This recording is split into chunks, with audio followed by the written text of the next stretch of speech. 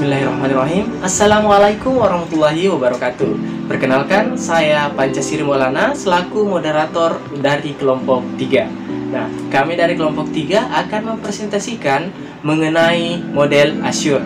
Nah, model Azure ini sendiri ada 6 poin. Nah, 6 poin ini yang pertama ada analisis, kedua ada state, ketiga ada select, dan keempat itu ada utilize, kelima require, dan terakhir itu evaluate. Nah, ke-6 poin ini akan dijelaskan oleh teman kelompok saya. Yang pertama ada Yuliana. Nah, yang kedua ada Andi Silviani. Yang ketiga ada Putri Suci Islamia, dan terakhir ada Putri Yani. Oke, inilah teman-teman kelompok saya yang akan mempresentasikan atau membawakan materi mengenai 6 poin dari model Azure ini. Ya, silahkan kepada teman-teman saya untuk menjelaskan. Materi pertama akan dijelaskan oleh Yuliana. Silahkan. Bismillahirrahmanirrahim. Assalamualaikum warahmatullahi wabarakatuh.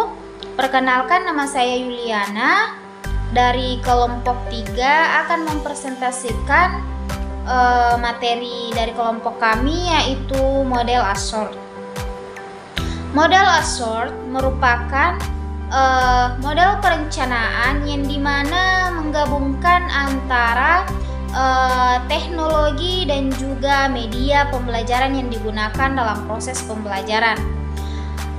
Model Azure ini terbagi atas 6 langkah. Yang pertama, analis learns, yang dimana menganalisis siswa. Yang kedua, stage, standar and objective, merumuskan standar dan tujuan. Select, stretch and research, memilih strategi dan sumber belajar. Utilize research, memanfaatkan sumber belajar. Recruit learning participation, yaitu partisipasi peserta didik.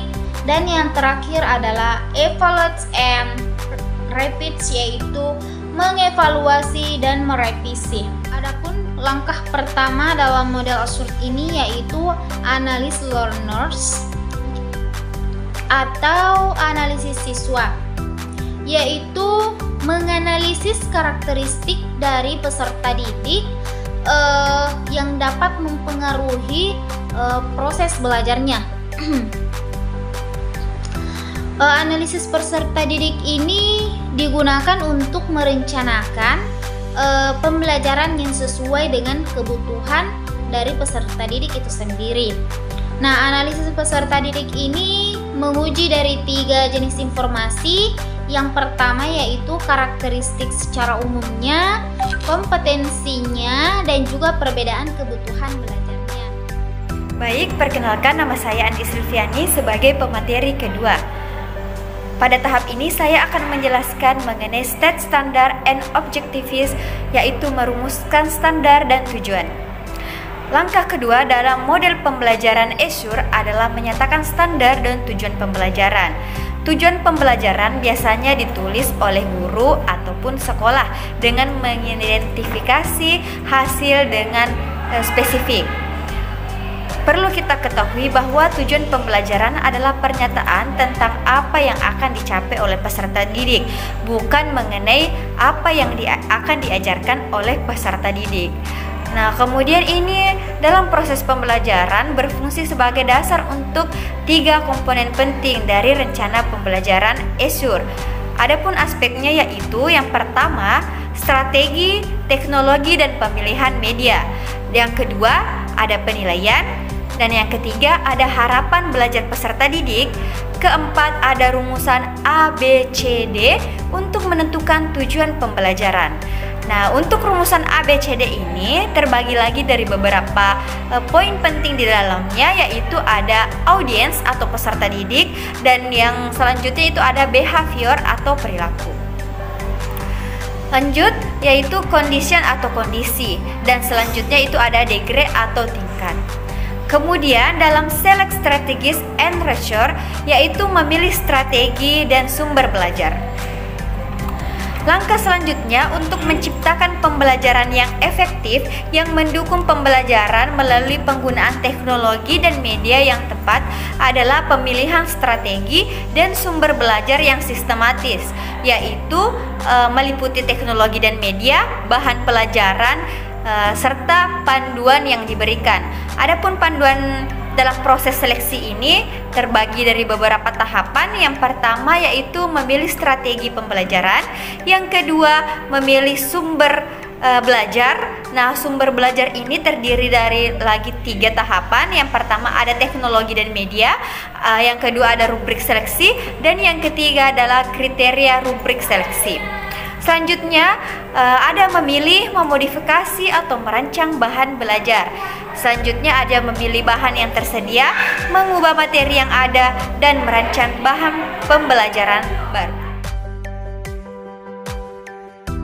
Baik, terima kasih atas kesempatannya yang diberikan kepada saya.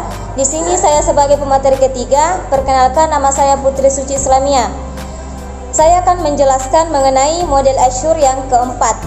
Yang pertama yaitu Utilize Resource, yang merupakan memanfaatkan sumber belajar. Langkah ini melibatkan perencanaan peran guru untuk memanfaatkan sumber pelajaran, misalnya teknologi, media, dan bahan ajar, yang meliputi beberapa langkah. Yang pertama yaitu melakukan review sumber belajar, yang kedua siapkan sumber belajar, yang ketiga menyiapkan lingkungan belajar, yang keempat persiapan peserta, dan yang kelima berikan pengalaman belajar. Selanjutnya langkah kelima yaitu Require Learner Participation atau partisipasi peserta didik, yang meliputi 7 langkah. Yang pertama yaitu praktik, yang kedua mendukung kerjasama, yang ketiga membangun keterampilan literasi informasi, yang keempat mengembangkan keterampilan berpikir tingkat tinggi, yang kelima menggunakan perangkat lunak untuk pendidikan dan praktik, yang keenam menggunakan media lain untuk praktik, dan yang ketujuh yaitu memberikan balikan atau feedback. Baik, terima kasih atas kesempatan yang diberikan. Saya Putriani sebagai pemateri keempat akan menjelaskan mengenai langkah keenam yaitu Evaluate and Revise atau evaluasi dan revisi. Langkah keenam ini merupakan komponen terakhir dari model Azure. Evaluasi dan revisi sangat penting untuk pengembangan kualitas pengajaran. Namun pada komponen desain pelajaran ini sering diabaikan. Jadi pada tahap evaluasi dan revisi ini lebih ke mengevaluasi dan merevisi terhadap kekurangan yang ada pada langkah sebelumnya. Adapun poin yang termasuk ke dalam evaluasi dan revisi diantaranya 1. Dampak evaluasi terhadap pembelajaran peserta didik. Yang kedua, mengevaluasi dan merevisi strategi sumber belajar. Yang ketiga, evaluasi pengajaran. Dan yang terakhir, revisi strategi dan sumber belajar. Sekian yang bisa saya sampaikan. Saya kembalikan kepada moderator. Itulah tadi presentase dari keempat teman saya. Semoga presentasi dari teman saya tadi dapat bermanfaat untuk kami semua dan untuk yang mendengarkan video ini. Ya, terakhir mungkin pantun dari saya, tidaklah cantik seorang penari jikalau tidak memakai pita. Tidaklah kami presentase di sini jika bukan karena cinta. Assalamualaikum warahmatullahi wabarakatuh.